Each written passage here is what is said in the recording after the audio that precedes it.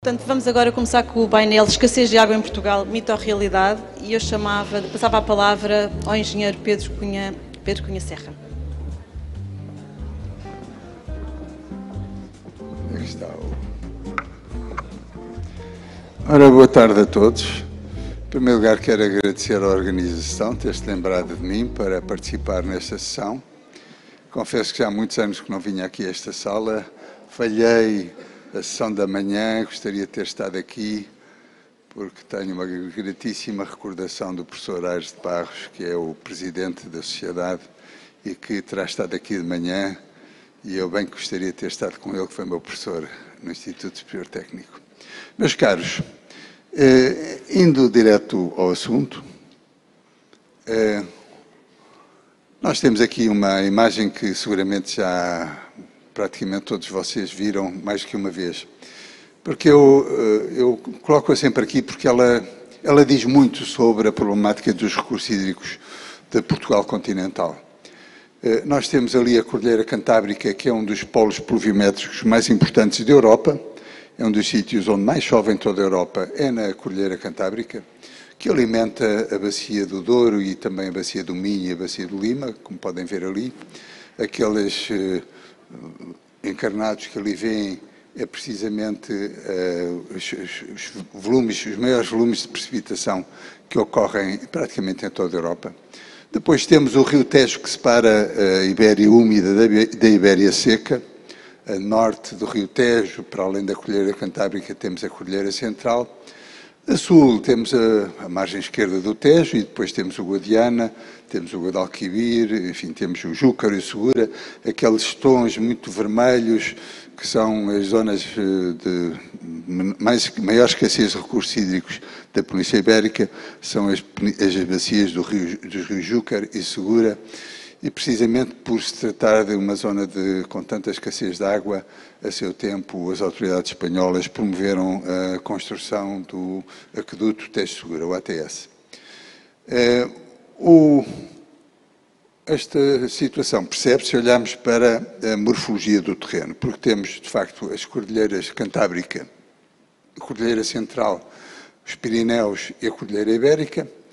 E depois temos umas extensões dos rios, particularmente do Tejo e do Guadiana, já com terrenos mais aplanados e, portanto, onde a chuva é mais escassa. A Serra da Estrela e a Serra da Gradunha são a expressão em Portugal da Cordilheira Central e, portanto, são ainda polos pluviométricos muito importantes. E temos aqui os rios. Como vemos, nós fomos beneficiados pelo facto de cerca de 2/3 da Península Ibérica drenar para a costa atlântica e, portanto, estes rios atravessam primeiro o território espanhol e depois atravessam Portugal para se lançarem no Atlântico e por isso nós beneficiamos claramente de volumes de afluências que noutras circunstâncias não teríamos.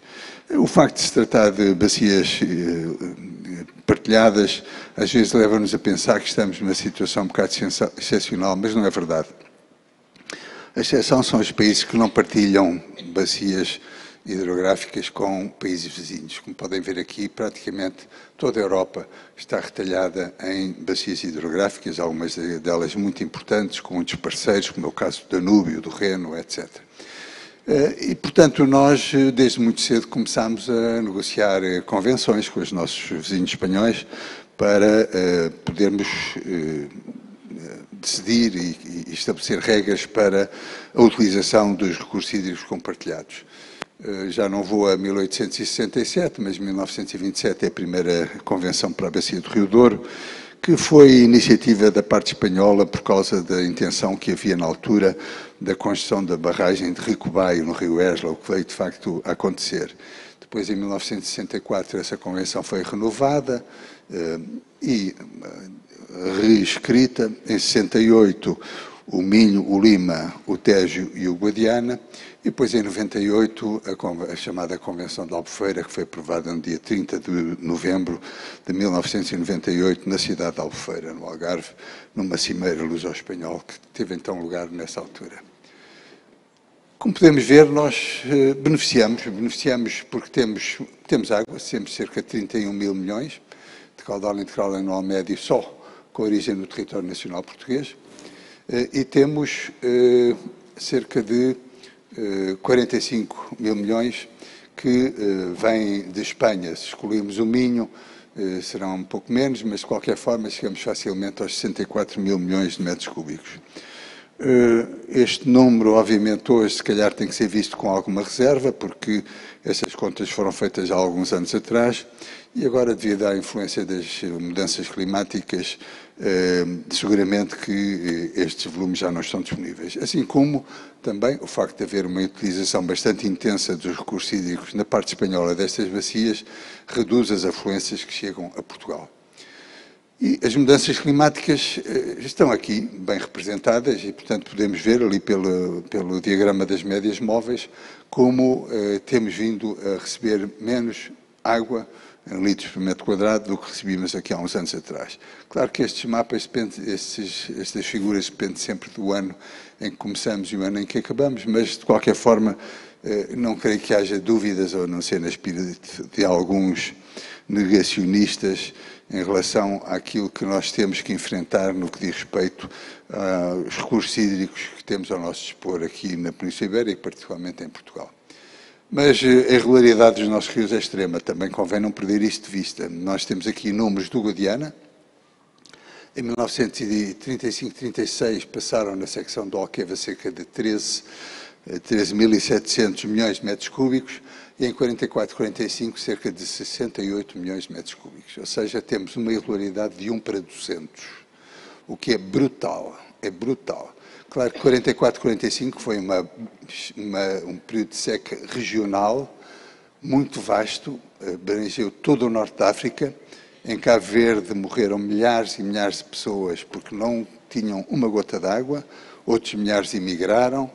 Isso está registado na literatura cabo-verdiana por alguns autores muito importantes que recordam o que foi o sofrimento do povo nesses anos. E, portanto, mas não é só no Guadiana. O Guadiana, obviamente, sendo um rio com recursos relativamente escassos, esta irregularidade é muito acentuada. Mas no teste tivemos também, nos mesmos anos, uma relação de 1 para 20 no que diz respeito ao caudal integral anual passado na secção de Santarém. E temos hoje, manifestamente, já uma redução das afluências naquela secção. Obviamente que temos que olhar para isto e ver que há aqui também uma influência muito grande no que diz respeito, não no período de 30 a 40, mas quando chegamos à década de 2000 e 2010, essas duas décadas, há uma redução muito importante que já não tem a ver com as alterações climáticas, tem a ver pura e simplesmente com a intensificação dos usos consumptivos, particularmente na agricultura. Claro, as alterações climáticas temos um aumento da temperatura, produz um aumento da evapotranspiração e, portanto, das necessidades quer das culturas, quer da natureza. Reduz os caudais ainda bastante mais acentuadamente, em termos percentuais, do que a própria redução da precipitação e também conduz ao aumento dos custos de energia, como nós sabemos, para combater as emissões de gases com efeito de estufa. Está aqui uma fotografia da Valada de Ribatejo. Aqui há uns 15 anos, 20 anos atrás, quando chegava o inverno, nós víamos sempre umas fotografias, umas imagens na televisão com a Valada de Ribatejo ficar isolada pelas cheias e os repórteres iam sempre lá fazer umas entrevistas e a população dizia, mas isto acontece todos os anos, ou seja, todos os anos Valada de Ribatejo ficava isolado do resto do Ribatejo devido às cheias do Rio Tejo. Hoje, isto já é uma circunstância muito, muito excepcional, eu já não recordo quando foi a última vez que isto aconteceu. E, portanto, nós temos uma intensificação dos usos, porque, para além da redução de precipitação, temos também usos mais intensos. Nos últimos 10 anos, o regadio aumentou cerca de 21%, de acordo com os números do Recenseamento Agrícola de 2019, e, portanto, temos necessidades de ordem de 4 mil milhões de metros cúbicos por ano. E também no setor eletroprodutor houve uma mudança de paradigma que nós não podemos desvalorizar. Ao encerrarmos as nossas centrais termoelétricas, a carvão e a fuel óleo, Nós apostamos muito nas energias renováveis, mas que são interruptíveis, porque de repente para o vento ou as nuvens tapam o sol e, portanto, deixa de haver energia eólica e energia solar. E as barragens que, com exceção dos fios de água que tinham características semelhantes a estas outras fontes de energia, as barragens com um elevado volume de retenção têm que fazer não apenas a ponta do diagrama de cargas, mas muitas vezes também já a base do diagrama de cargas. Ou então, em alternativa, temos que importar essa energia de Espanha, de França, através de Espanha, com os custos todos que lhes estão associados, sendo que muitas vezes essa energia que nós importamos é produzida por centrais termoelétricas, precisamente aquelas que nós encerramos. E temos aqui alguns números. O Alentejo, aquilo que foi o crescimento dos últimos 10 anos, cerca de 80 mil hectares de regadio. O Ribatejo e o Oeste, cerca de 20 mil hectares de regadio e assim por diante. E, portanto, há aqui um crescimento muito importante. A beira litoral, pelo contrário, decresceu. Eu chamo a vossa atenção que o Alentejo aqui cobre uma grande parte da bacia do Tejo, e, portanto, o Ribatejo Oeste tem uma demarcação que diz respeito às regiões agrícolas que não coincide com as bacias hidrográficas. Mas, de qualquer forma, mostra bem o que é que foi o crescimento que houve ao longo desta década no que diz respeito ao regadio.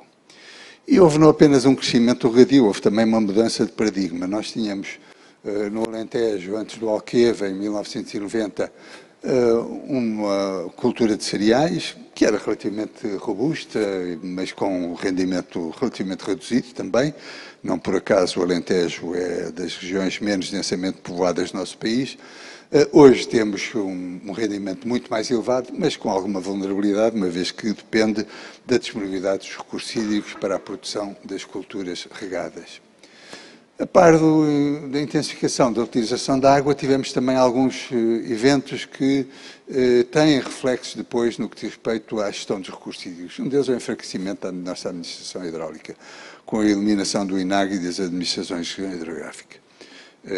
A APA tem os seus méritos, essa integração também tem algumas contrapartidas importantes, mas digamos que a visão sobre os acontecimentos da hidráulica, obviamente, não tem a mesma valência que tinha quando tínhamos uma instituição que não se dedicava senão a isso. E depois o abandono da rede hidrométrica nacional. Nós praticamente hoje não temos, senão meia dúzia de estações hidrométricas a funcionar, quando nós já tivemos talvez quase uma centena delas a funcionar. Hoje, se quisermos saber o que é que se passa na bacia do Rio Guadiana, a jusante de Alqueva, temos uma estação hidrométrica a funcionar, que é Pulo do Lobo, e não temos praticamente mais nenhuma. Quando nós tínhamos na Ribeira do Oeiras, na Ribeira de Carreiras, no Vascão, no Fopana, na Ribeira de Cobres e Teres, tínhamos aí estações hidrométricas em todos esses rios que hoje estão todas elas desativadas. Ora, não é possível gerir senão aquilo que se conhece, como é bem sabido. E, portanto, o resultado de tudo isso é conhecido, limitações à satisfação da procura. Nós temos ali um casal a atravessar o Rio Tejo a pé para ir visitar o Castelo de Almorol, coisa que daqui a uns anos seria praticamente impensável. Caudais ecológicos nulos durante grande parte do tempo em rios da importância do Rio Tejo, alfeiras com níveis de armazenamento muito reduzidos e rebaixamentos de níveis freáticos e intrusão salina nos aquíferos costeiros. Ora, sem água não há vida. Estas imagens, está ali um camelo, coitado, perdido. Mas nós temos que optar entre ter um território seco, improdutivo, morto, ou termos um território vivo, produtivo. E para isso vai ser necessário que sejam tomadas medidas.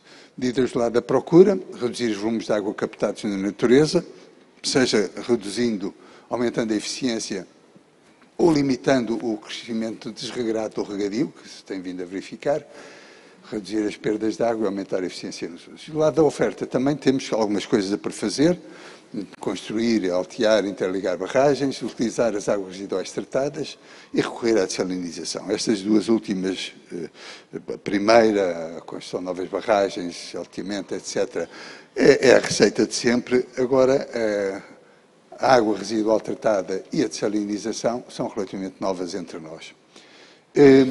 Do lado da procura, reduzir as perdas, conter a expansão da procura, mas as perdas importantes que nós temos são ou nos sistemas urbanos, percentualmente, mas os volumes são relativamente reduzidos, na rega, na adoção, uma vez que na distribuição os agricultores fazem já com uma eficiência muito, muito elevada.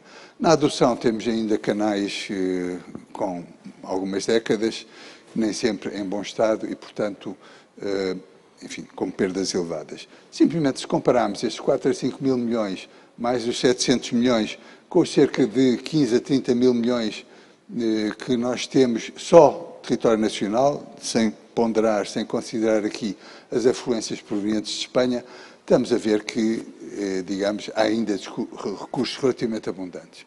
Água para reutilização, nós fizemos um investimento muito importante em hectares e, portanto, temos neste momento volumes importantes de água para reutilização que podem estar disponíveis. E a dessalinização, temos uma costa extensa, temos zonas relativamente aplanadas na parte sul do território, que é onde temos maior escassez de recursos e, portanto, é possível pensar na dessalinização como solução para garantir as necessidades de água.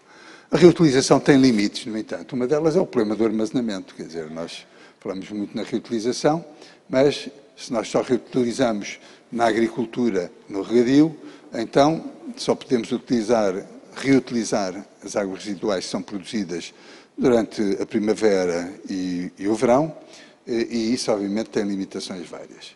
Eu gostava de ver alguém a propor a construção de uma barragem para armazenar água residual tratada na área metropolitana de Lisboa e ver qual seria a reação das populações perante um tal projeto. Não é impossível, há quem o faça, nós sabemos, mas noutras circunstâncias que não estas em que nós nos encontramos. E, portanto, reutilização para lavagens, regas de jardins, ramos de golfe, etc. Tem custos relativamente elevados, mas não é impossível, ele está a ser promovido. Aliás, as Águas de Portugal estão a promovê-lo em força e, portanto, nós podemos esperar que venha a ser dada a reutilização, quer no Algarve, quer aqui na área metropolitana de Lisboa e de Setúbal, algumas destas águas residuais tratadas. A dessalinização, sim. No Algarve, Odmira, sim, mas Viseu tem problema de falta de água e vamos levar água dessalinizada até Viseu. A que preço? Temos que, todas estas questões têm que ser devidamente refletidas. E, portanto, temos que melhorar o conhecimento dos recursos e dos usos, envolver as partes interessadas, as empresas e os cidadãos. Isto é muito, muito importante, porque a experiência com as comissões de gestão de seca, o que coloca em evidência precisamente como o envolvimento das partes interessadas é parte da solução e não parte do problema, permite que sejam discutidas as utilizações dos recursos que estão disponíveis e encontrar consensos que permitem andar para a frente, reconhecer a natureza do bem económico da água e recuperar custos. Alguns ainda pensam que a água é um bem livre, já não é verdade. Em muitos casos é um bem económico, é um bem que tem associado um preço, ou deve ter associado um preço, em função da escassez do próprio recurso. Aliás, é isso mesmo, estamos obrigados nos termos da Diretiva Quadro de Água. Investir, mobilizar recursos financeiros para o setor e melhorar a gestão, desburocratizar e empresarializar. E aqui o caso da EDI é um caso paradigmático daquilo que pode ser feito de bom para a empresarialização da gestão dos nossos recursos hídricos. Peço desculpa. E, obviamente, temos que preservar a biodiversidade, não podia deixar de parar aqui um minuto. O que é que aconteceu para chegarmos aqui? Houve alguma desregulação hidráulica, como já referi. O planeamento comunitário, temos muitos planos de gestão de região hidrográfica, planos de controle das cheias, planos disto e daquilo, mas aquele planeamento nacional que procurava precisamente avaliar como é que a procura poderia ser atendida com os recursos que estão disponíveis, esse planeamento desapareceu praticamente do mapa da atividade da nossa administração nos últimos 20 anos. O Estado admitiu-se a sua função integradora, otimizadora da gestão dos recursos hídricos, na presunção de que os privados vão garantir essa otimização. Isto não é verdade, isto é um mercado muito imperfeito. Aliás, o próprio mercado dos títulos de utilização, que a nossa Lei da Água, a Lei 58 de 2005, prevê, prevê no artigo 70 e qualquer coisa, presume precisamente que, no caso em que seja decidido, por exemplo, na região Algarvia, que não serão atribuídos mais títulos de utilização da água, sejam licenças, sejam concessões, então pode haver um mercado de transação de títulos, precisamente para colocar no mapa a noção clara de que a água é um recurso económico. E, portanto, isso já acontece em muitas partes do mundo, na Califórnia, em algumas parcelas do território espanhol, etc. E a nossa lei da água já prevê precisamente isso. Sendo que aí o Estado deixa de outorgar os títulos, mas regula essas transações, porque, obviamente, não podemos pensar que alguém abdica de aproveitar, ter uma captação em Miranda do Douro e vender o seu título a um regante do Algarve. Não faz sentido. E, portanto, temos que olhar para isto e encontrar soluções. Eu insisto na ideia de que podemos e temos soluções, os sistemas multimunicipais estão aí para eu colocar em evidência e a DIA também, e, portanto, vamos andar para a frente. É claro que não podemos perder de vista que uma grande parte dos nossos recursos provém de Espanha. Os espanhóis têm também as suas limitações, têm os seus problemas, mas o regime que foi definido em 1998 e depois atualizado em 2008 assegura-nos ainda um volume importante de caudais provenientes de território espanhol. E, portanto, as palavras-chave são essas: empresarialização, que eu já referi, investimento, a segurança que temos que procurar, a dimensão que tem que ter tudo isto, as parcerias, a recuperação de custos e a eficiência. A recuperação de custos é muito importante, porque se a água é um bem económico, se nós não dermos a mensagem aos cidadãos e aos agentes económicos de que há um custo associado à água, então, obviamente, e isso só pode ser feito através da aplicação de tarifas, não vamos chegar lá. O aproveitamento do Rio Tejo, que é o Rio Charneira, é muito importante. Já temos um transvase do Douro para o Tejo, através do Sabugal para a Meimoa. O Cabril, neste momento, já está a ser explorado numa ótica multiuso e não apenas puramente hidroelétrica, porque o seu contrato de concessão terminou dia 31 de dezembro do ano passado. O Fratelo e o Belverde têm uma capacidade de regulação semanal apenas, mas hoje já estão a ser explorados pela EDP numa ótica de garantia de caudais ecológicos na bacia do Tejo, tal como o Castelo de Bode. E, portanto, hoje, por exemplo, no troço do Baixo Tejo, digamos, entre Almorol e o estuário do Tejo, já há um caudal permanente que precisamente resulta da forma como todos estes aprovamentos estão a ser geridos. E, portanto, o Cabril, com empreendimentos múltiplos, foi uma decisão muito importante, foi tomada a seu tempo. E podemos pensar num transvase do Douro para o Tejo, subindo a cascata do Coa, se for caso disso. É óbvio que, nesse caso, as gravuras terão que aprender a nadar, mas eu devo dizer-vos que as gravuras mais importantes, rupestres, que nós temos, estão todas afogadas. Estão afogadas na Albufeira do Fratelo, porque quando a barragem de Fratelo foi construída, as gravuras, que eram as gravuras mais importantes que existiam em território português, ficaram todas debaixo d'água. E os espanhóis já fizeram o seu ATS, com a Convenção de 68 que o autorizou, e aqui podemos ver a dimensão do ATS, vendo ali aquele cidadão que está ali no meio, e este que está aqui a segurar uma das condutas. E, portanto, temos que avançar do confronto para a cooperação. É esta a solução. Obrigado pela vossa atenção.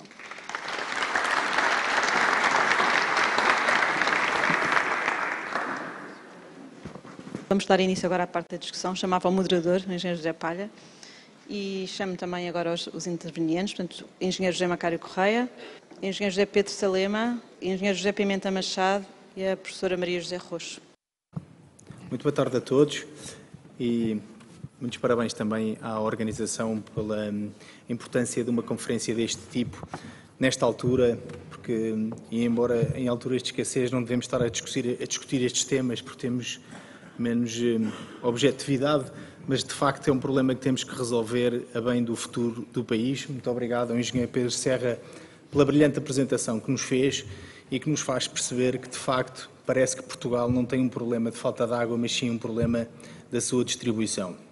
incendeste um tema de paixões. Há quem seja apaixonadamente contra as obras hidráulicas, a construção de barragens, o salteamento, a integração de bacias e, do outro lado, também temos quem apaixonadamente seja a favor de resolver o problema de produzir alimentos e de alimentar uma população mundial crescente. Mas, de facto, o problema existe e, exatamente por isso, eu ia começar por perguntar ao engenheiro Macário Correia, que é presidente de uma associação de regantes do Sotavento Algarvio. Esta semana tivemos as jornadas da FENARREG precisamente no Algarve, onde percebemos a enorme dificuldade que se vive naquela região e com os modelos que vimos também aqui durante a manhã, o que está a acontecer agora no Algarve progressivamente irá acontecer no resto do país e, no fundo, isto poderá ser o começo daquilo que todos nós teremos que aprender a viver, e as dificuldades que se vivem no Algarve hoje são muitas e, por isso, Sr. Engenheiro, gostaria de perceber do seu lado, enquanto Presidente de uma associação de regantes que tem muito pouco recurso para gerir, como é que é possível continuar a viver no Algarve, a produzir riqueza no Algarve, a produzir alimentos, a manter uma atividade turística tão importante para aquela região e, paralelamente, manter a ocupação do território no resto da região, longe da praia, onde, efetivamente, se não for a atividade agrícola, nada mais ali se poderá fazer.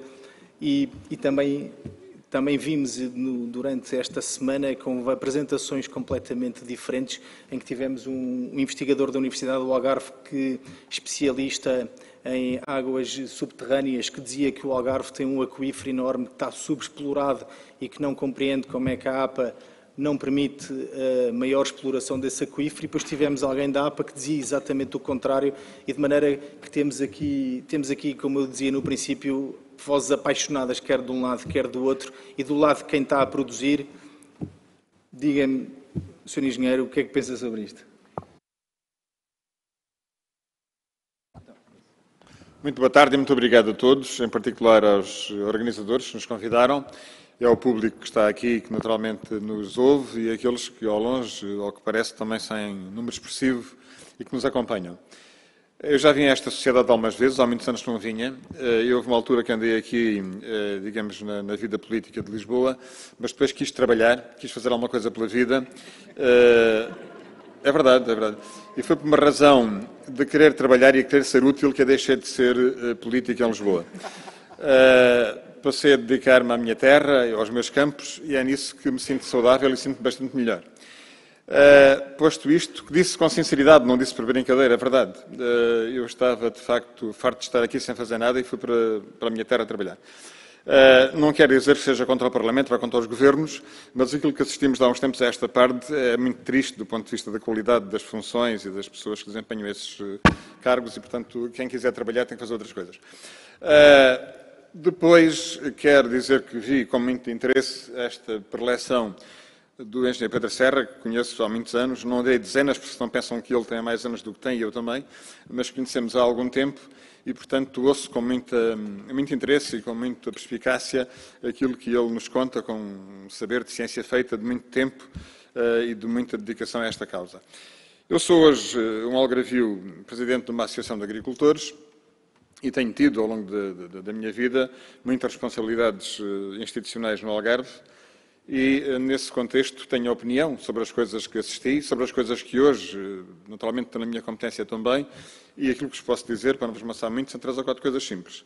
Há uma realidade que ninguém esconde, os que escondem são poucos, que há uma alteração do clima, e o comportamento da precipitação é aquilo que mais nos preocupa, e neste momento, como o Engenheiro Pimenta Machado irá dizer a seguir, nós temos as barragens do Algarve no mínimo histórico. Estamos a meio de dezembro, barragens que têm 30, 40 anos, a mais recente é o de Louca, que tem 15, e estão no mínimo histórico. Ou seja, se não chove expressivamente nas próximas semanas, nós vamos ter que tomar medidas contra a seca em janeiro, em pleno inverno. E isso pode acontecer dentro de dias, o que me preocupa bastante. Depois do que foi dito e que foi explicado, obviamente nós ficamos com uma ideia de algum transporte de água entre as regiões em Portugal. Penso que esse é um caminho, não só entre o Douro e o Tejo, mas eventualmente noutras coisas que têm que ser estudadas também a esse nível.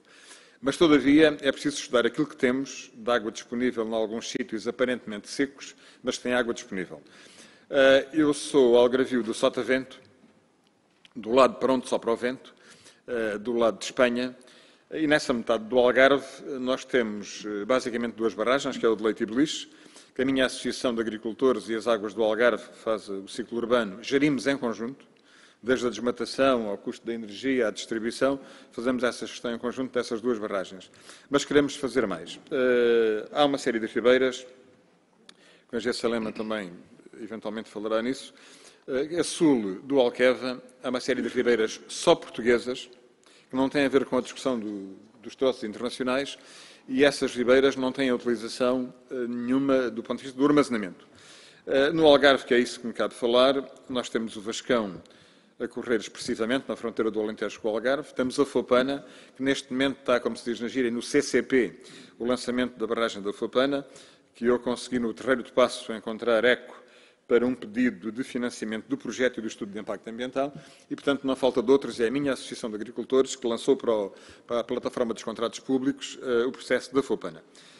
E temos também uma outra ideia, que é completar um trabalho que começou há 90 anos, que é uma barragem que começou por pensar-se nela há alguns anos atrás para proteger uma cidade contra a devastação de inundações e cheias que de 30 em 30 anos devastam a baixa da cidade, que é a cidade de Tavira, e pode ter ali, numa versão estudada há uns anos atrás, que era de galgamento, só para evitar as pontas de cheia, poupavam-se 10 a 15, utilizavam-se 10 a 15 hectómetros para regadio.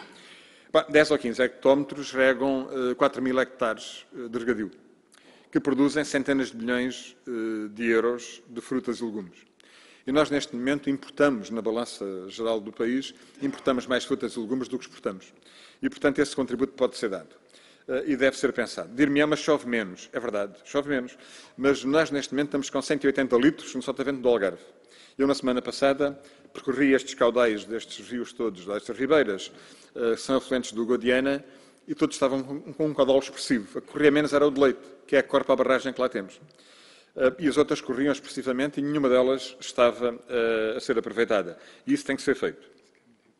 Eu percorro isso com alguma frequência por uma razão curiosa, que também deixo aqui como curiosidade.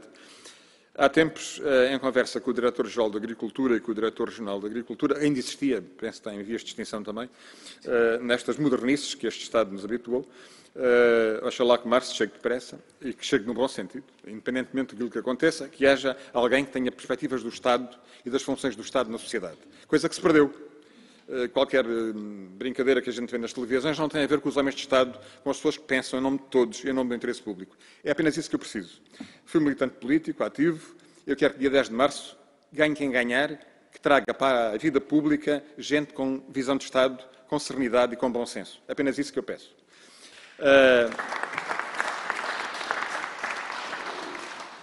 Muito obrigado pela vossa concordância. E é isso que é fundamental para a gente ter uma visão de Estado. Há pouco falávamos do estado da rede hidrométrica, como falávamos noutras coisas. E eu sinto pena de não haver uma memória que tenha transportado o conhecimento que a administração pública teve de bom durante boa parte do século passado, e esse conhecimento, seja nas infraestruturas, na hidráulica, nas redes elétricas, foi-se perdendo completamente. E hoje nós não temos fontes no Estado que nos tragam esse conhecimento e essa perspectiva. Mas, não variando do tema, água. Em relação à água, é verdade que nós temos estes aproveitamentos que devem ser feitos, mesmo que chova pouco. Neste momento está a chover. Em novembro caíram 30 litros, em outubro caíram 120, numa região seca. E isso pôs as ribeiras a correr. E, entretanto, eu dizia, derivei aqui um pouco na frase, que os diretores regionais e diretor-geral lançaram-me um desafio da minha associação, que tem algum músculo, tem alguma capacidade técnica e operacional, gerir um conjunto de 11 pequenas barragens na Serra do Caldeirão. A Serra do Caldeirão é aquela serra que divide o Algarve do Alentejo e que, de onde dessa serra nasce uma série de rios. Não é a Cordilheira Cantábrica, mas é a nossa Cordilheira Regional. E vejam bem, numa pequena imagem muito curiosa, dali sai água para Vila Nova de Mil Fontes, para Portimão, para Vila Real de Santo António, para Tavira e para a Marina de Vila Moura. Isto é a água que produz a Serra do Caldeirão. O Mira, que vai para Mil Fontes, várias para o Godiana, que eu falei há pouco, que vão parar a Vila Real, o Alportel, que vai para Tavira, depois o Algibre e Mercês, que é a Ribeira de Corteira, na fase final, e que vai para a boca da Marina de Vila Moura, o Arado, que vai do outro lado com a de Louca, em direção a Portimão, Isto é a Serra do Caldeirão, onde apenas precipitam, em média, 800, 900 litros, em alguns anos menos, mas isto dá estas ribeiras todas em volta, para o perímetro do Mira, para o Arcadio do Mira, para o Arcadio de Sotavento e para o abastecimento de 500 mil pessoas, que é uma cidade média europeia, que é o Algarve. O Algarve é uma cidade de 500 mil de habitantes, à escala europeia, em 10 bairros separados de 5 minutos, com uma rua no meio que é a Via do Infante. Portanto, esta é a imagem do Algarve. Nós temos de ser pensados assim, como uma cidade média europeia de 500 mil de habitantes, que tem uma rua que une 10 bairros de 5 a 5 minutos. E nós, quando temos a planeamento cultural ou outras atividades teatrais ou musicais, nós não estamos numa terra ou na outra, estamos no Algarve e vamos aos sítios uns dos outros facilmente, porque esta é a visão do Algarve, que em tempos chamou-se, numa dessas variações governativas, uma área metropolitana, que eu fui modestamente presidente também, entre outras coisas. Bom, para concluir e para respeitar o tempo dos meus colegas, temos água, não está aproveitada, porque apenas temos 6 copos, para dar a beber a 500 mil de habitantes e muitos milhares de hectares de regadio agrícola. Se tivéssemos mais copos, aproveitávamos mais água. Sobre a subterrânea, não vou fazer grandes considerações sobre isso, já ouvi várias coisas. Recordo-me de uma noite de outubro de 2005, éramos 18 anos mais jovens os dois, e estávamos numa reunião à meia-noite, porque havia uns compromissos que não pôde ser, marcámos uma reunião à meia-noite, num sítio da Rua Humberto Delgado, em Faro, para nós os dois e mais um conjunto de pessoas discutirmos um drama que era resolver a seca, que era muito grave naqueles dias e que não havia as barragens que temos hoje. Havia aquela ideia de tamponar a boca da nascente das fontes de Stomber para evitar que o aquífero baixasse. Era um desespero. Havia eleições autárquicas no domingo seguinte. Na sexta-feira começou a chover. E a partir daí nunca mais falou neste assunto. Mas é um facto que lembra-se que foi assim. Bom. Portanto, ou seja, lá de baixo haverá água. Há divergências o quanto e como é que se pode utilizar. Cá em cima temos alguma. E eu acho que há margem para utilizá-la, para procurá-la e para a pôr ao serviço da comunidade da região. Nós este ano, para concluir por aqui, fizemos alguma contenção, tivemos mais regadio, porque há algumas culturas que dão dinheiro, a gente faz agricultura para ganhar dinheiro, e há culturas que se exportam bem, que têm boa saída, e plantámos muito nos últimos anos. Tínhamos mais culturas regadas permanentes este ano do que nos anos anteriores, todavia, com menos água, regámos isso tudo, fizemos poupanças. Eu promovi cortes, com os telefones a tocar mal, como podem imaginar, promovi cortes. Regámos 6 campos de golfe da nossa área. Alguns regaram com metade da água que tinham regado antes, deixaram só ali uma parte verde onde se batem as bolas, o resto estava seco, porque teve que fazer essa contenção. Foi a orientação que tivemos e praticamos. Ou seja, e a economia conseguiu-se manter. As coisas funcionaram, embora com algumas dificuldades. Apostamos muito na eficiência. Nós quase todos os dias, na associação que eu sou presidente, estamos à procura de arranjar tubos e tubinhos e torniquetes e sensores e sondas e as mais variadas tecnologias para inventar soluções de produzir a mesma fruta com menos água. Na próxima terça-feira à tarde tenho mais especialistas lá, com mais ideias, de, em vez dos tubos gotejarem à superfície, gotejarem enterrados, porque poupa mais, e depois mais a oxigenação da água montante. Estamos todos os dias a pensar em soluções, para com a mesma quantidade de água regarmos mais plantas, ou regarmos as mesmas plantas com menos água. Apostamos bastante nisso. Portanto, eu gostei muito de vir aqui, de encontrar este painel de amigos e de conhecedores, e naturalmente era este o meu desabafo inicial, para não prejudicar as várias intervenções que seguirão depois da minha. Muito obrigado.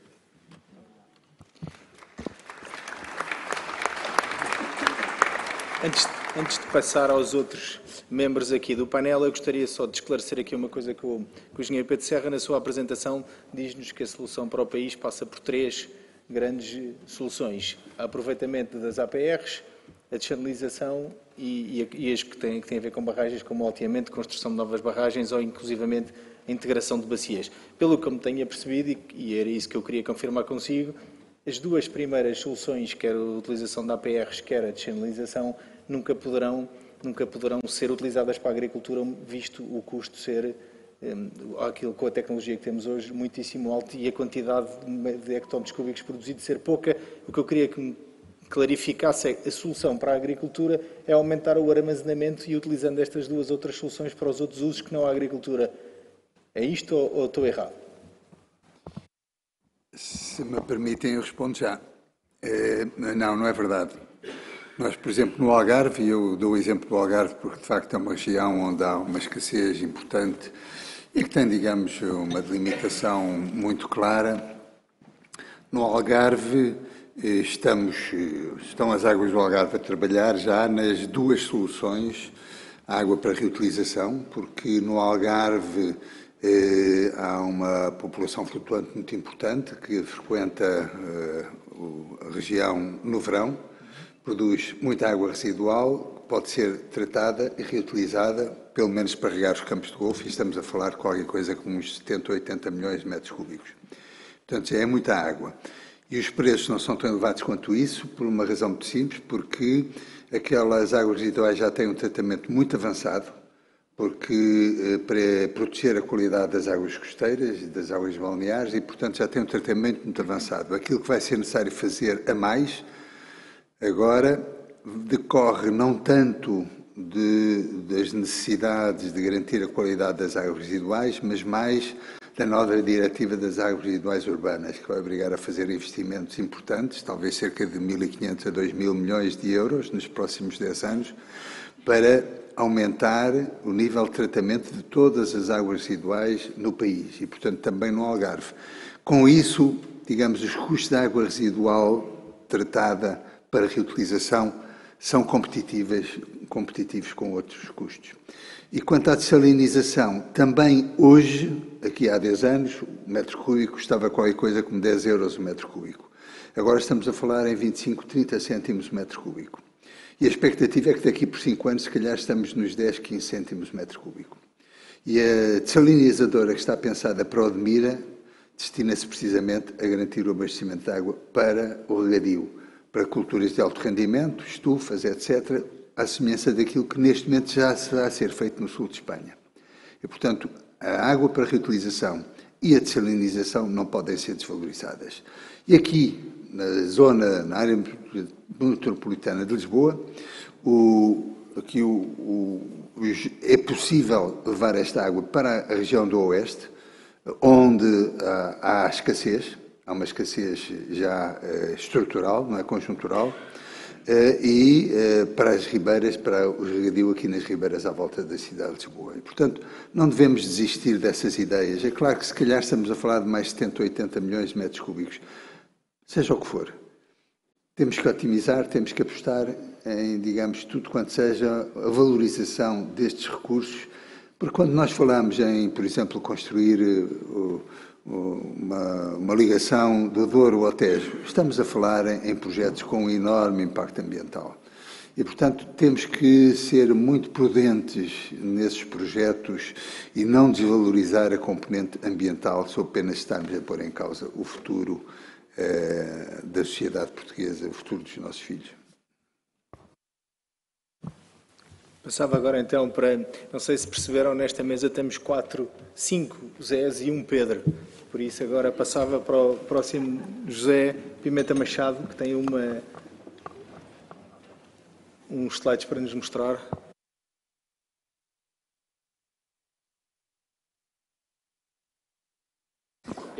Tem que usar isto para passar os slides, não é? Uso este. Muito bem, muito obrigado. Cumprimentar os meus colegas de painel. Eu tenho aqui 3, 4 slides. Agradeço aqui ao moderador ter aceito essa minha proposta, no fundo, para enquadrar a minha apresentação. Convido-os a seguir. A ver se me organizo com isto. Bom, muito bem.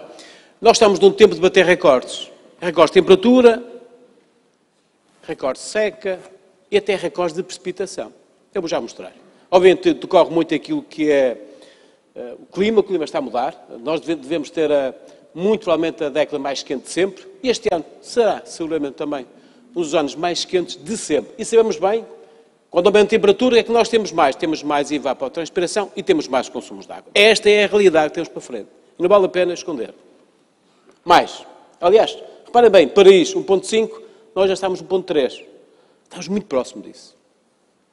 Segunda nota. Sei que os meus colegas de painel não conseguem ver, mas ouçam-me. Muito bem. Muito rápido, é um slide daquilo que é a evolução da precipitação. Eu tenho aqui 3 anos, o ano médio, o ano passado e este ano, para mostrar que realmente é muito diferente. Tem a média aquele branco, o amarelo é este ano e o vermelho é o ano passado. No passado tivemos o terceiro ano mais seco de sempre, um ano muito difícil. Este ano, vamos acabar na média, muito ali, muito próximo da média, mas tem aqui tudo aquilo que é a evolução da precipitação. É o centro, é o de cima. Olha este, mais um recorde que batemos este ano. A norte, Minho, Lima. Reparem bem, lá em cima, estou a ver aqui, eu tenho ali os valores das estações e de precipitação. No Lima, em 15 dias, de facto ali tem o mês de outubro, mas de facto só choveu nos últimos 15 dias, chegamos muito próximo dos 1000 milímetros. Isto é, choveu mais no Minho, em 15 dias, do que chove 2 anos no Algarve. É exatamente isto. Isto mostra bem esta diferença. Podem ver ali, há aqui um aspecto, o meu caro engenheiro Macário Correia, chama a atenção para isto. Repara bem aqui em Faro, também choveu muito. Infelizmente não foi nas serras, últimas barragens, é no litoral. E a água foi toda. Não conseguimos reparar nas barragens. Mas mostra, de facto, os tempos que estamos aqui a viver. Algarve, reparem bem aqui. Há 10 anos, isto é que é preocupante, há 10 anos, e estão ali os números, estão ali. Temos 2 estações, tem aqui a estação de Faro e de Vila Real Santo António, há 10 anos que há uma anomalia na precipitação. Pode ver ali, os outros, o amarelo, aquele está ali bem sublinhado. Isto não é 1 ano, 2 anos, 3 anos, são 9 anos seguidos. Este ano vai ser igual.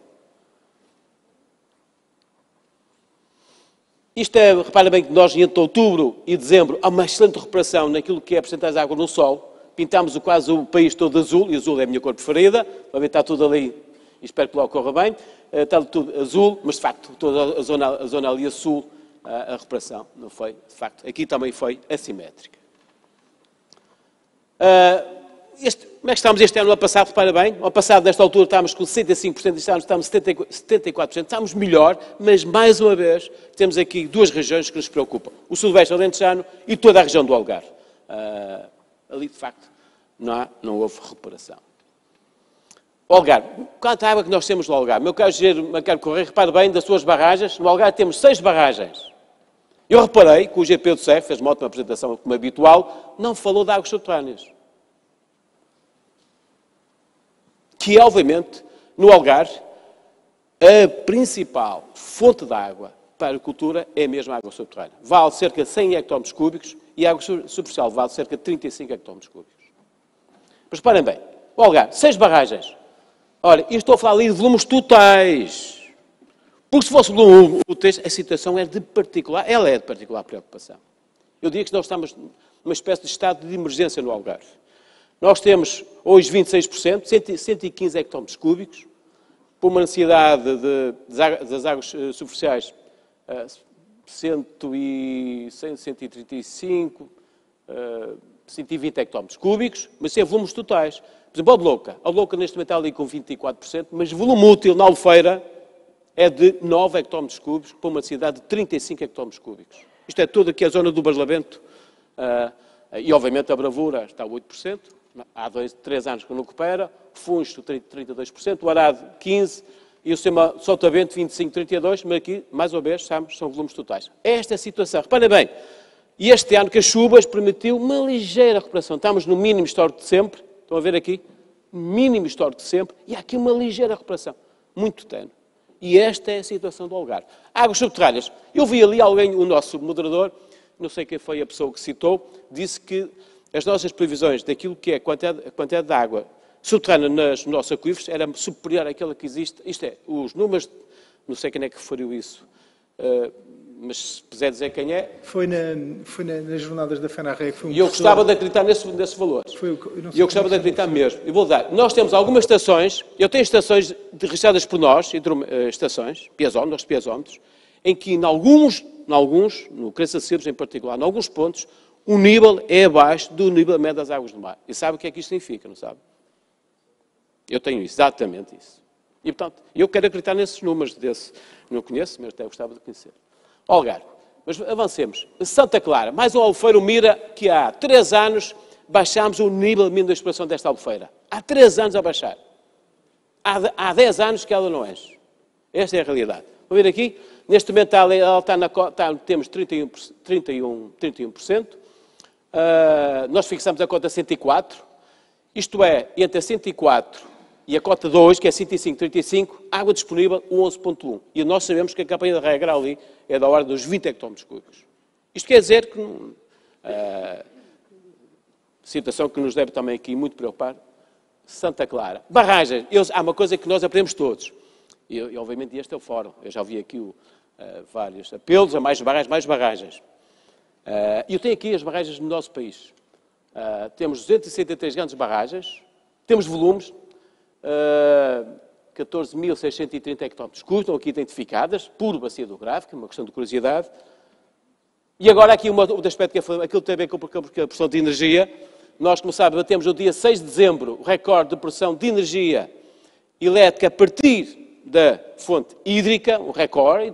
Aliás, eu até tenho a lista das barragens que mais contribuíram para isso. Obviamente, a energia global é fundamental, e por cima neste contexto de combate às alterações climáticas. E aqui a resposta para o país. Nós dividimos o país em 6 partes. Antes de mais, quero dizer ao Gil Pedro Serra que, neste momento, a APA tem 236 estações. Aliás, eu fiz um telefonema à minha colega, Manuela Saramago, que me disse exatamente, nós temos 236 estações hidrométricas, das quais 30, mais 30 são no Guadiana. E depois eu tenho cuidado em enviar. Nem todas estão operacionais. Eu vou enviar. Eu vou já enviar, que é para citar isso. Dividimos o país em 6 partes. 6 partes. O Algarve, neste momento, como sabe, o Algarve foi, através do Plano Regional de Defesa Hídrica, é a região, neste momento, tem um plano, que está aprovado no PRR, e cujo o objeto do plano é acrescentar de resiliência 76 hectómetros cúbicos. É o valor que se quer acrescentar. A partir de quê? Eficiência, agricultura, 5 hectómetros cúbicos, setor urbano, 2, APR, águas para reutilização, são 8, queremos chegar ao final do PRR com 8 hectómetros cúbicos, mais água, acima de tudo muito para os campos de golfe, exatamente, já há 4 campos de golfe a usar a APR, queremos chegar a 18 no final, e depois com 2 grandes origens de água, que é ir ao mar, a dessalinização, neste momento, como sabem, está em avaliação de impacto ambiental, está no perto procedimental, o valor são 16 hectómetros cúbicos, com a possibilidade de ir a 24, e a ligação ao Pomarão. Este, no fundo, é o desenho da resposta à região do Algarve. Dizer, como dizia ali o Jaime e bem, a Odlouca foi há 12 anos construída. Na altura, quando se fez a Odlouca, a região do Algarve pensava assim, o problema da segurança do abastecimento público ao Algarve estava resolvido. É verdade que, passado 12 anos, não está resolvido. Isto, obviamente, obriga-nos aqui a refletir, de facto, esta alteração do padrão de precipitação. O Alentejo tem também um plano, muito a partir do Alqueva, mas também com 2 centrais de dessalinização, uma por iniciativa da agricultura, no fundo ali muito do Mira, e também Sines, são no fundo as 2 respostas. Subindo, Tejo Oeste. Do Tejo, como dizia o GTCR bem, o Cabril foi um momento por excelência para transformar aquela barragem, deixando de ser numa lógica de pressão de eletricidade, para uma lógica de fins mútuos, acima de tudo uma lógica ambiental, mas também para assegurar, no fundo, olha, se há uma coisa que eu sei, está ali o Sr. Engenheiro, pode dizer, se o ano passado a captação de água no Conchoso, para as lesírias, não teve, evitámos aquilo que é a subida da Cunha Salina, foi uma gestão que a APA fez, juntamente com a direção técnica da Associação das Lesírias, que é verdade, era quase uma reunião semanal, e nós contávamos, enfim, geríamos sempre a água que vinha de Espanha, a que vinha do Zézer, aquilo que era a amplitude das marés, e conseguimos, no fundo, controlar toda essa gestão. Foi um trabalho de grande articulação, e num dia deste estive com a senhora diretora num dos fóruns, e ela agradeceu muito o trabalho que nós fizemos, e de facto, o Cabril foi um momento para excelência, transformar aquela barragem numa lógica de fins mútuos. Mas também o plano prevê mais do que isso, acima de tudo prevê também a barragem no Alquereza, já estamos a falar de novas barragens, no Alquereza, acima de tudo, sabemos bem que entre Cedilho e a Foz do Zez, em Constância, dependemos muito da água que vem de Espanha, no fundo fazer aqui um trabalho de alguma independência, e essa barragem numa lógica, mais uma vez, de fins mútuos. Obviamente, uma lógica ambiental, mas também aquilo que é assegurar novos usos. No fundo, diria que este é o modelo, para além daquilo que planos são de inertes, aqui para o Tejo. A região de Viseu, sabemos bem, em 2017, aquilo que aconteceu em Fagilde, aquelas imagens, não é? Com câmaras de cisterna, colocar água na albufeira de Fagilde, não queremos mais isso. Neste momento, a região está muito melhor, não tem nada a ver com que em 2017, e é fazer uma nova barragem e, no fundo, uma redundância com ligação ao sistema de Oripai. O Trás-os-Montes, estamos a trabalhar, vi aqui 2 colegas da CAP que estão a trabalhar connosco no Plano Regional de Defesa de Trás-os-Montes, estamos a trabalhar e, no fundo, preparar aquela região para estes novos desafios. Termino com o estudo aqui do professor Rodrigo Oliveira. Diria que este estudo marca um antes e um depois da gestão de água em Portugal. E porquê? No fundo, dá resposta a 3 perguntas. que hoje nós temos. A água que temos hoje, nós sabemos a água que temos hoje. Podemos sempre discutir aqui alguns números, mas enfim, mas temos uma referência. Dá uma resposta a uma segunda pergunta. Quem a utiliza e aonde? Nós sabemos quem a utiliza e aonde. É muito importante. E depois dá uma resposta a uma terceira pergunta, que a água que, eu até pus ali, nós não vamos ter no futuro. E é fundamental. E é a partir de um bocadinho de estudo que será a nossa referência para aquilo que é a alocação dos volumes da água para os títulos de captação. É muito por aqui que temos de trabalhar. Nós dizemos, eu penso, no fundo, para responder ao tema da água, no fundo temos 3, 4 respostas. Aliás, eu tenho que dizer que a primeira prioridade deve ser sempre, isso eu insisto, nunca vou desistir de dizer isto, deve ser a eficiência. Nós temos que evitar as perdas. Nós já perdemos muita água. É verdade que a agricultura tem feito eu conheço, aliás, gostei muito de visitar o Sotavento, excelente trabalho está a ser feito ali, ótimo, mas conheço outros peritos que na adoção e até muito a fazer, é verdade. Mas sinto uma coisa que se sente, um esforço que o setor está a fazer, e isso convém elogiar, mas há um caminho que tem, e é preciso ser feito, é preciso trilhar esse caminho. Sempre a eficiência, mesmo coisa no setor urbano. E depois encontrar novas redes de água, interligar barragens, mas tenho que dizer isto, eu às vezes brinco com o Jean Macaro Correia, dizer que este ano o Algarve, o meu problema do Algarve este ano não é falta de barragens. O meu problema do Algarve é que nós temos barragens, o que eles não têm é água. E convém sempre pensar nisso. Eu tenho uma barragem que é Monte da Rocha, que eu conheço e tem nome, espero que um dia deste, é dia, coloque lá água, há 10 anos, ela hoje tem 8%. E estamos em dezembro. Eu vou sempre olhar aqueles satélites do IPA, ver se há boas notícias, não é? Mas teimosamente não aparecem as boas notícias. No fundo, temos que perceber isto. Não nego que temos que fazer barragens. Há várias barragens, estou aqui sendo naturalmente, mas temos que pensar nisto. As coisas estão diferentes. E temos que planear bem isto. Portanto, tenho sempre que sublinhar isto. O tema da dessalinização, naturalmente, no fundo, é perder este caminho que temos de fazer, uma palavra que eu gosto de falar muito, e eu acho que mais do que nunca, sinceramente, esta articulação. Aqui não há articulação e esta cooperação que deve haver nos setores para responder ao tema, aos desafios que a água nos coloca e o clima que está a mudar nos coloca para frente. Muito obrigado.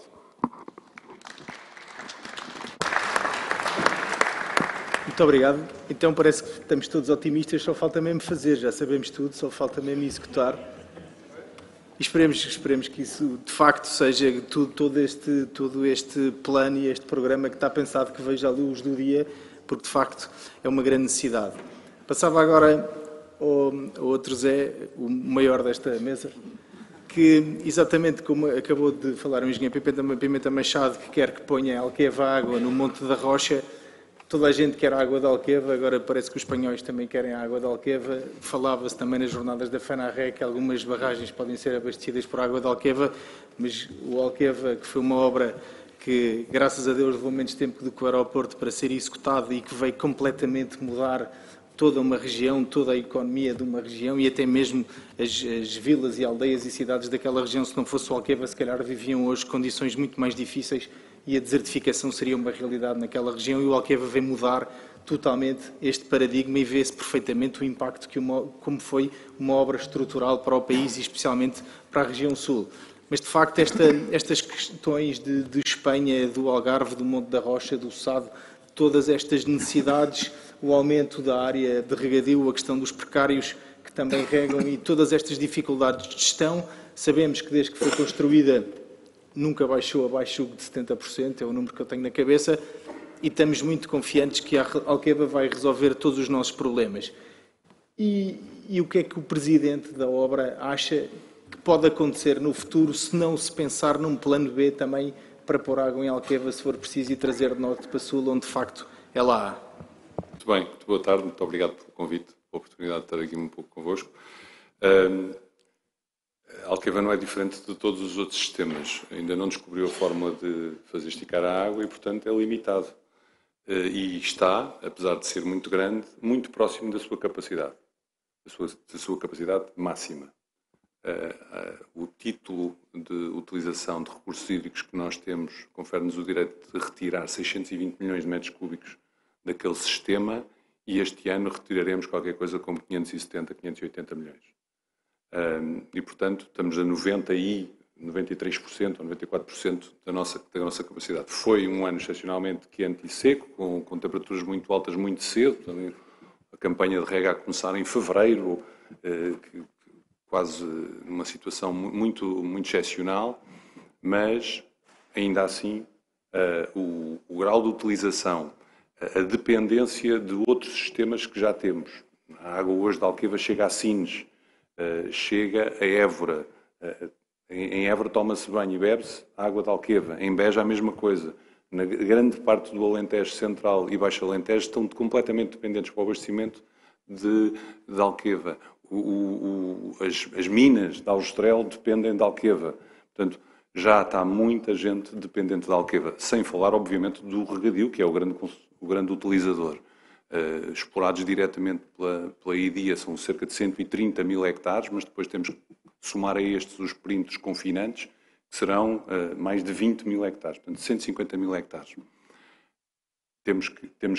Temos e já pusemos os travões a esta grande locomotiva, mas ainda vemos áreas novas a entrar. Portanto, apesar de este ano não termos nenhuma infraestrutura nova, ainda assim, do ano passado para este, tivemos mais 5 mil hectares de área regada. E, portanto, temos que controlar um bocadinho, refriar um bocadinho a procura.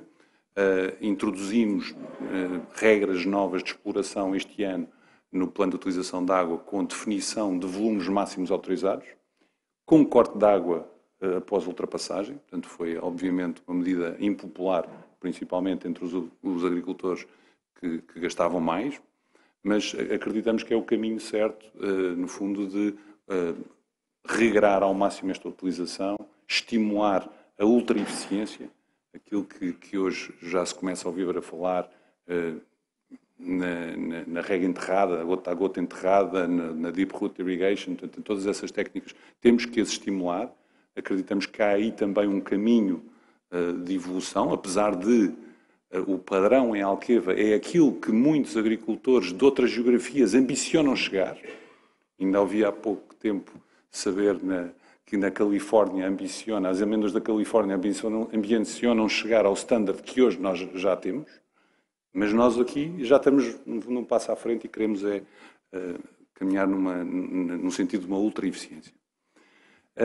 Mas, portanto, estamos neste cenário, num cenário de plena utilização e, ao mesmo tempo, de uma procura que não deixou de chegar. Portanto, acredito que a única forma de aumentar e atender a esses pedidos, que são, no meu entender, perfeitamente legítimos e que fazem sentido do ponto de vista nacional. Tenho dito às vezes que, um bocadinho para chocar, mas é para garantir que toda a gente está acordada, é que a agricultura deve ambicionar gastar mais água. Vou repetir para ver. A agricultura deve ambicionar gastar mais água. Isto é uma expressão para fazer acordar, mas o que é que isto quer dizer? Não quer dizer que queremos esbanjar, que queremos gastar sem regra. Não. Queremos, obviamente, ser muito eficientes, mas queremos é ter mais regadio. Porque Portugal está muito longe de ser um país rico e sabemos que, com água, conseguimos fazer agricultura de elevado valor acrescentado, conseguimos fazer riqueza, conseguimos desenvolvimento regional, conseguimos emprego. E, portanto, qual é que é o país que não ambiciona isto? Quem é que não quer isto para Portugal? Quem é que não quer ter mais 100 mil hectares de regadio no Alentejo? Há terra? Se calhar é o único sítio onde podemos ter números desta ordem de grandeza. Há recursos hídricos para regar 100 mil hectares? Não. Hoje, com as infraestruturas que temos, não há. Será que conseguimos imaginar essas infraestruturas para ir buscar mais 300, 400 hectómetros? Talvez. Nos números daqui do Pedro Serra, o que é que vimos? O Douro tem um caudal garantido de Espanha de 3.700 hectómetros. Não é? Se concebêssemos um transvase de 10% disto, portanto um número muito conservador, então há caminho para percorrer. Tem problemas ambientais? Seguramente que terá. Tem problemas de investimento? Seguramente que teria. Como é que transportávamos 300 hectómetros? Estou só a pôr este número assim, só para termos alguma coisa a que nos agarrar. Seriam precisos 2 tubos dos maiores tubos frequentes que existem hoje em dia. É um tubo de 2,5 metros, 2 tubos destes conseguem transportar mais ou menos 300 hectómetros e cada um destes metros de dois tubos de 2,5 metros custariam entre 3.000 e 4.000 euros por metro. Portanto, 400 milhões por cada 100 quilómetros. cá teríamos que multiplicar isto por 3 para ter uma infraestrutura. Portanto, estamos a falar de 1.000 milhões. É assim, um número redondo, se vê o que está em causa. Naturalmente que tem todos os projetos por fazer, todos os estudos de impacto ambiental a atender, mas há condições de base. Não há nada na geografia e na física e até na economia do país que nos impeça de avançar nesse sentido. Portanto, se houver uma visão, se houver uma decisão que vá ao encontro, eu acho que só temos que meter mãos à obra, arregaçar as mangas e começar a trabalhar. Muito obrigado, Zé Pedro. Aliás, o exemplo da Alqueva é quase como os telemóveis. Nós hoje dificilmente imaginamos viver sem telemóveis e não conseguimos conceber o país sem a existência da Alqueva, o que é que seria praticamente metade da nossa área e grande parte da superfície agrícola útil. E agora, por fim, porque os últimos são sempre os primeiros, é o último José desta mesa, que por acaso é uma senhora. Senhora professora, o Zé Pedro acabou de falar da importância que a água tem para a criação de valor, produção de produtos com valor acrescentado, que são um motor da economia e que fazem criar riqueza ao país, mas também sabemos muito bem que o sol tem aqui um papel absolutamente fundamental e não temos neste momento, e parece que não existe para já vontade política de gastar os tais 1.000 milhões e irrigar mais 100.000 hectares no Alentejo, e temos que viver com o que lá temos, muita área de sequeiro que não tem possibilidade de ser regada e que temos que continuar a viver e continuar a produzir alimentos nessas zonas, e sendo a senhora professora uma especialista nesta matéria, passo-lhe então a palavra. Muitíssimo obrigada. Primeiro de tudo, agradecer o convite, dizer que é um duplo prazer, porque como sendo geógrafa estou em casa, e também ser a última é interessante, porque a geografia é uma ciência de síntese e, portanto, aquilo que eu vou tentar é responder à sua pergunta, mas também fazer aqui alguma reflexão sobre aquilo que ouvimos nesta mesa e também durante a parte da manhã. Eu vou querer acordar-vos a seguir e dizer que a palavra, para mim, fundamental é reduzir. E, portanto, um engenheiro disse gastar, eu digo é reduzir. E vou explicar porquê. Porque nós temos que mudar de paradigma, já foi dito, e esta mudança implica que se tenha consciência verdadeiramente daquilo que temos e daquilo que podemos gastar. E acho que esta é uma das nossas fragilidades, é a questão de nós termos sistemas de monitorização contínuos que deem uma informação viável, dados que possamos trabalhar e, consequentemente, sabendo o que eu tenho, eu sei o que é que posso gastar e como é que o devo fazer. Por outro lado, esta questão implica que nós temos que ter consciência de todas as fontes que podem permitir termos água, e nós estamos aqui a falar de escassez, portanto é aqui uma relação entre oferta e procura. Já vimos que temos cada vez menos em função da mudança climática e a oferta também é muito superior e cada vez há maior recurso, é um recurso cada vez mais pedido e exigido, e essa é uma realidade. Tem esta parte económica que estava a falar, mas aquilo que falta, na minha perspectiva de geógrafa, é nós termos realmente uma noção do que é o país, como é que é o território, como é que podemos tirar a maior vantagem das características específicas de cada região na sua utilização dos seus recursos. E o recurso água, obviamente, que está ligado com outros dois recursos fundamentais. Um é o solo e outro é a vegetação, ou seja, os cobertos que esse território tem. Consequentemente, se eu quero preservar água, e hoje ficou muito claro da parte da manhã pela comunicação do meu colega João Madeira, que é precisamente percebermos que o solo pode ter aqui um papel importantíssimo, não só na questão da retenção da água, mas também num aspecto que eu não ouvi hoje ninguém falar neste tópico, que é a qualidade da água. E o sol filtra a água e permite-nos ter essa possibilidade de ter sol, ter água nos aquíferos, ter essa filtragem, ter maior biodiversidade e, consequentemente, este é um aspecto importantíssimo. Se nós queremos ter água de qualidade, se queremos ter água de qualidade nas barragens, então a solução é ter uma proteção eficaz e eficiente dos solos. E isso não tem acontecido. Não tem acontecido pós-incêndio, não tem acontecido na aplicação de medidas de conservação, apesar de eu achar, e isso deve-se muito a trabalho de campo, e que se tem evoluído muitíssimo, a agricultura tem feito um caminho enorme nesse sentido de melhorar a conservação do solo, também a questão da água, mas ainda temos muito a fazer. O que na realidade é crucial? Para mim, crucial é eu saber como posso, no fundo, organizar o país do ponto de vista agroecológico. Já foi falado esta manhã. Como é que se vai gastar os recursos? O outro aspecto importantíssimo é como é que vamos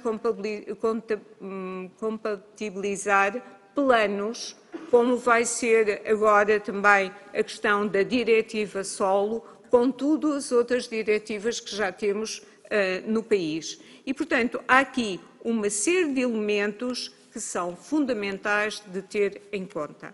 E esta realidade é já, porque estamos numa situação de escassez, sobretudo no sul do país, e, na realidade, a desertificação existe e já existe no Alentejo e aumentar no interior do país, Beira, Trás-os-Montes, porque é um processo de degradação de solos e, consequentemente, um processo de não ter água e não ter também bons cobertos vegetais, e isso implica que temos que ter medidas de controle, não só da qualidade da água, mas também daquilo que é a sua utilização e a maneira como é utilizada. Há, na realidade, um aspecto crucial, e esse aspecto crucial é, sem dúvida, a redução das quantidades que nós estamos a gastar, quer no meio urbano, quer no meio rural, mas quando não sabemos o que temos, não sabemos como gerir e como trabalhar. E isso também se aplica, obviamente, a tudo o que diz respeito aos outros recursos que estamos a falar, quer no que diz respeito ao solo, e esse é um trabalho que vai ser agora continuado e que vai ter que ser terminado para podermos implementar a estratégia e também a diretiva solo, mas a questão da relação entre água, solo e coberto vegetal é uma realidade que não podemos esquecer.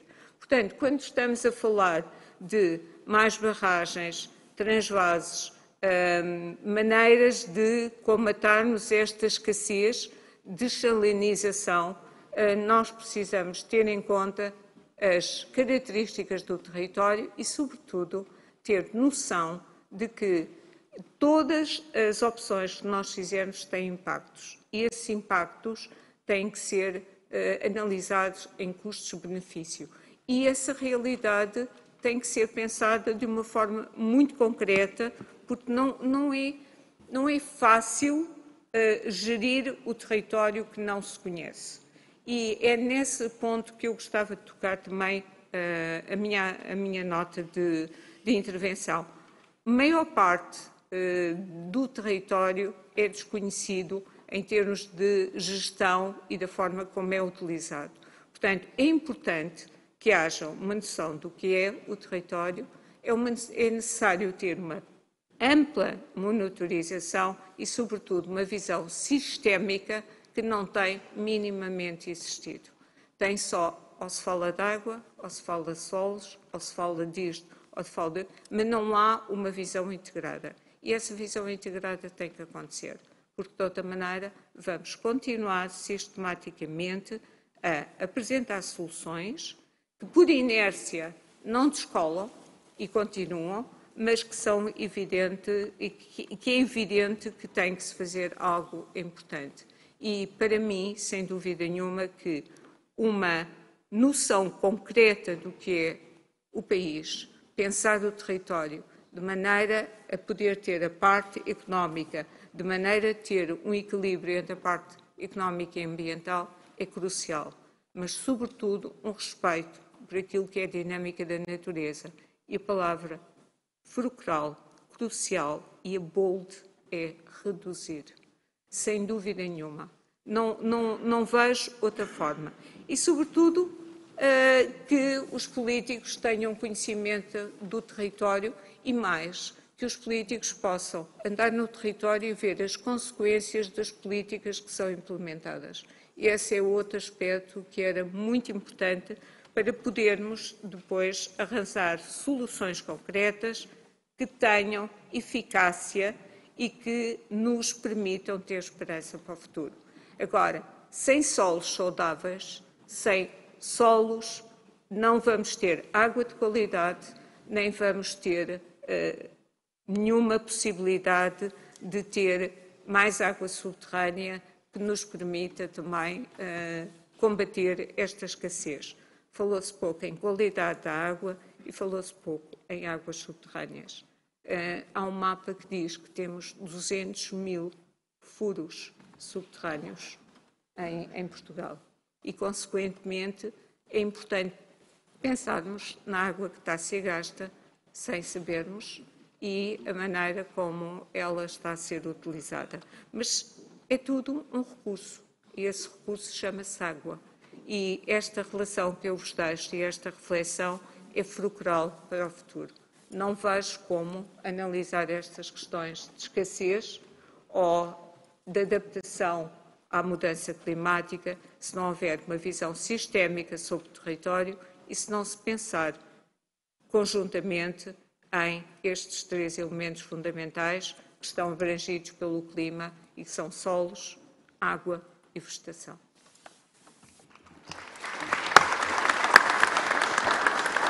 Muito obrigado, professora. E depois do Zé Pedro dizer que é importante aumentarmos o consumo e depois da professora dizer que o importante é reduzir, passo como começámos e terminaremos com o professor Pedro Serra para desempatar. Não, só para reagir a duas ou três coisas que foram ditas e fazer dois ou três comentários.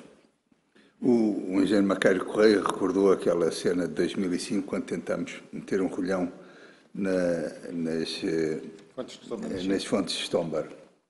Depois acabámos por não o fazer, porque obviamente percebemos que isso podia ter impactos tremendos para o futuro, mas de facto estávamos numa situação de escassez tremenda e a água continuava a correr do aquífero para o estuário do Rio Arado, precisamente através das fontes de Stombar. Mas eu lembro-me de um ano ainda pior do que 2005, foi 1995, que muitos aqui não viveram, mas em 1995 nós não tínhamos ainda Alqueva. O de Leite ainda não estava concluído. E, portanto, não havia praticamente uma gota d'água no Alentejo e no Algarve. Era preciso ir às águas subterrâneas, andar a bombar do volume morto das Albufeiras para levar a água em autotanques até às povoações do Alentejo para garantir o abastecimento de água às populações. E eu vivi essa situação e tenho isso muito presente. E até vos sei dizer qual foi o dia em que começou a chover em 1995. Foi no dia 11 de novembro, dia de São Martinho. E no dia 11 de novembro caiu uma chuva diluviana em todo o país. O país ficou todo inundado, de tal forma que houve inundações praticamente em toda a parte. E há mesmo um número do Diário da República com despachos ministeriais, para as medidas de combate à seca e outro para medidas de compensação pelas inundações. Esse número do Diário da República devia ser emoldurado porque ele reflete bem o que é a realidade hidrometeorológica deste país. Eu, em relação com aquilo que foi dito aqui sobre o Transvase, queria chamar a atenção para o seguinte. Em primeiro lugar, se nós formos buscar água ao Douro, nós não vamos fazê-lo como foi aqui sugerido, iríamos sim construir uma cascata de aproveitamentos que permitiria que pudéssemos trazer água do Douro até ao Sabugal, Pocinho, Foscoa, etc., por aí acima, com um sistema de bombagem e turbinagem. Um pouco à semelhança daquilo que se faz, por exemplo, entre o Alqueva e Pedrógão, em que a água do Ardila é bombeada de Pedrógão para o Alqueva, depois é turbinada em Alqueva para Pedrógão e assim por diante, e, portanto, quando há excesso de energia na rede, bomba-se. Quando é necessário fornecer energia à rede, turbina-se. E esta é a solução que a EDP neste momento está a pensar para o Alto Lindoso e o Tovedo. Portanto, a central hidroelétrica do Alto Lindoso vai passar a ser uma central reversível, que irá bombear do Tovedo para o Alto Lindoso e turbinar do Alto Lindoso para o Tovedo. Coisa que os espanhóis, aliás, estão a pensar fazer precisamente entre Alcântara e Cedilho. Turbinar em Alcântara, bombear de Cedilho para dentro de Alcântara.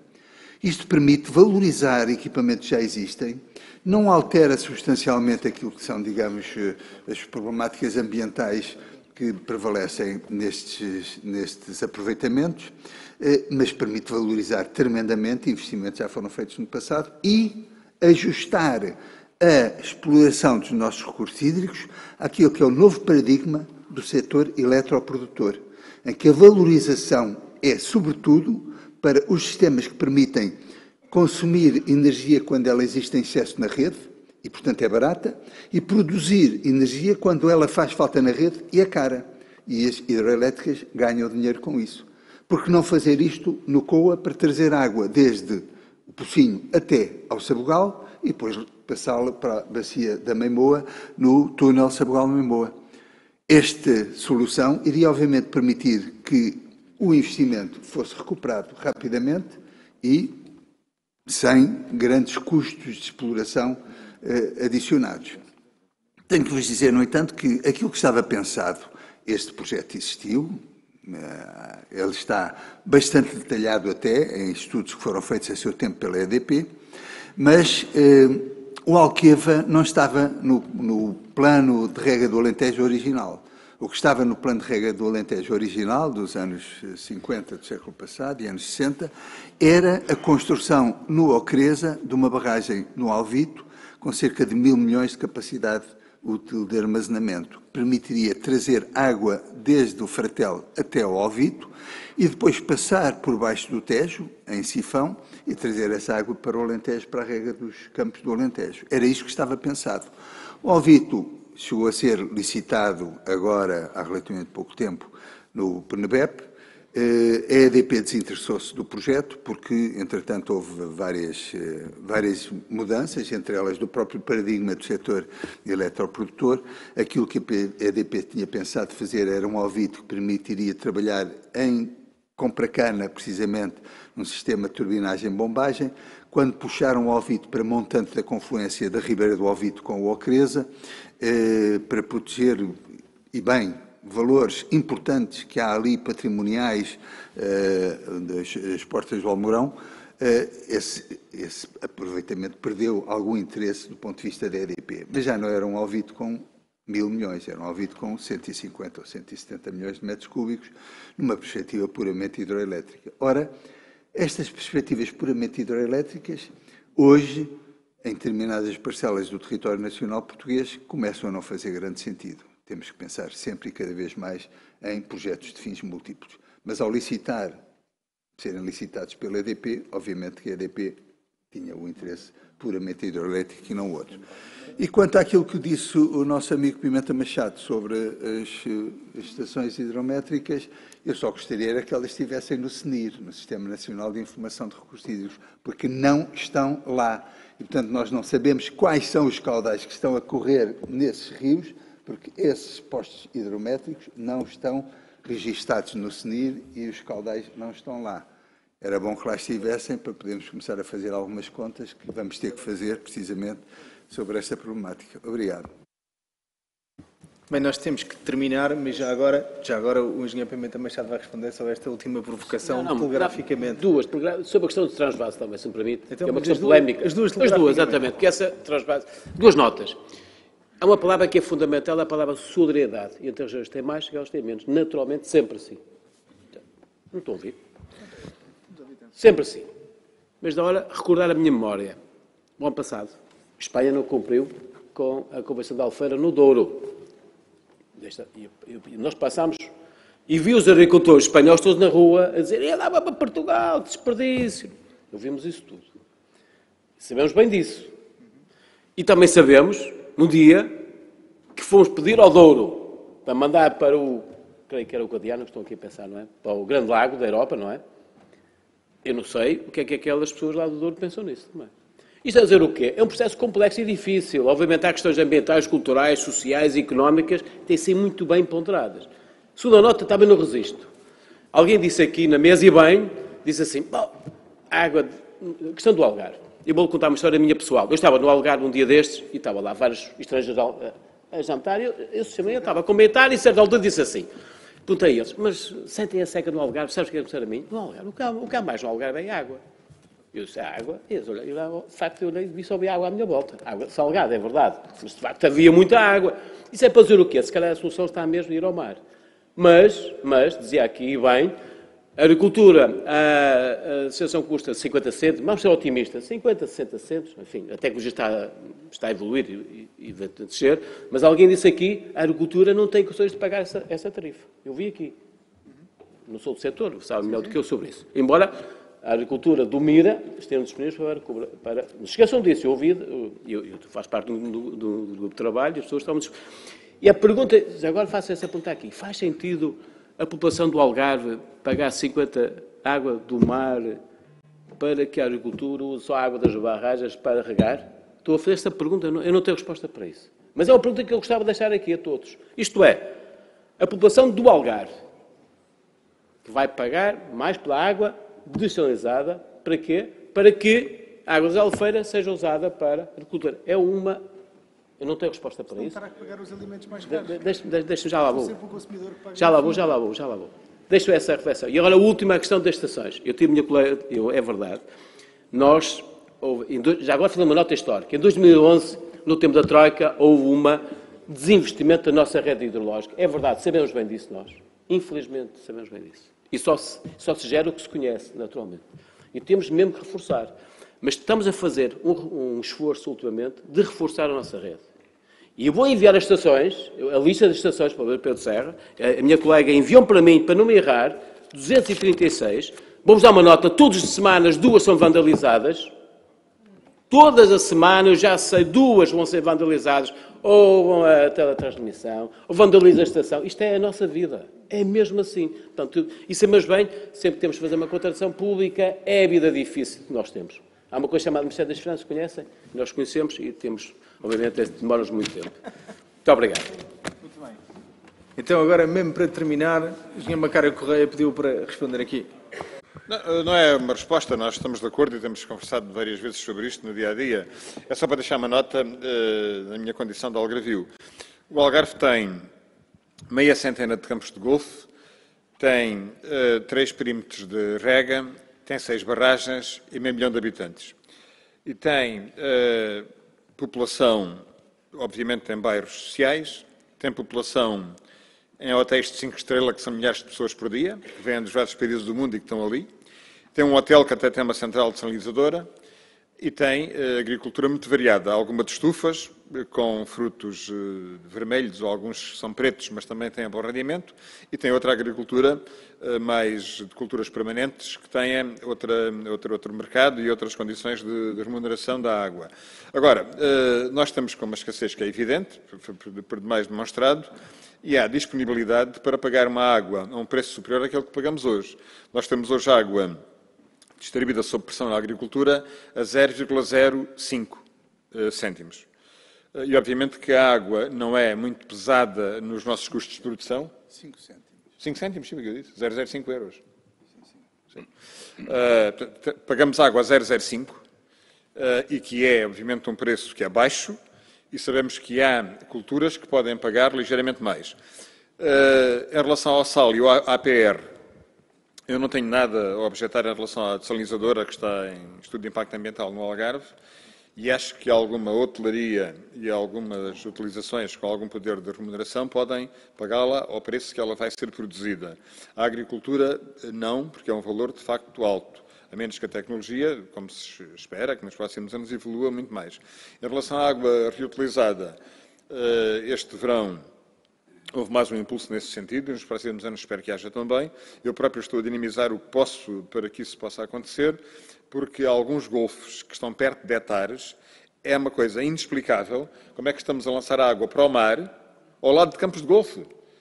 E os campos de golfe têm o poder de utilizar essa água e de pagá-la a um preço que obviamente não é os 0,05 que eu referi, que é ligeiramente mais, mas tem a capacidade para isso. Aliás, este ano aconteceu. O que vou dizer, espero que ninguém ouça, que ninguém registre, nós combinámos umas medidas contra a seca.